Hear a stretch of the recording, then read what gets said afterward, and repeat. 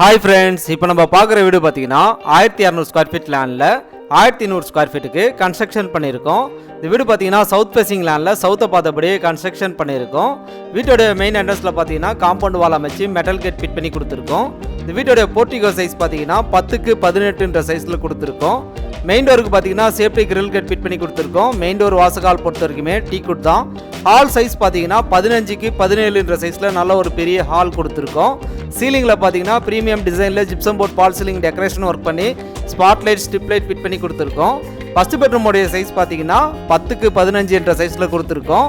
Attach பாத்ரூமோடைய size பார்த்தீங்கன்னா 4x7 சைஸில் கொடுத்துருக்கோம். செகண்ட் பெட்ரூமோடைய சைஸ் பார்த்தீங்கன்னா 10x12 சைஸில் கொடுத்துருக்கோம். ரெண்டு பெட்ரூம்லேயும் பார்த்தீங்கன்னா லேப்ட் அண்ட் ஸ்லாப்ஸுக்கு பிவிஸ்லேயே கபோர்ட் ஒர்க் பண்ணி கொடுத்துருக்கோம். செகண்ட் பெட்ரூமோடைய அட்டாச் பாத்ரூமோடைய சைஸ் பார்த்தீங்கன்னா 4x6 சைஸில் கொடுத்துருக்கோம். கிச்சனோடைய சைஸ் பார்த்தீங்கன்னா 6x12 சைஸில் கொடுத்துருக்கோம். கிச்சனுக்கு பார்த்தீங்கன்னா பிவிசிலேயே மாடலர் கிச்சன் ஒர்க் பண்ணி கொடுத்துருக்கோம். ஓகே ஃப்ரெண்ட்ஸ், மோர் டீடைல்ஸ்க்கு கீழே டிஸ்கிரிப்ஷனில்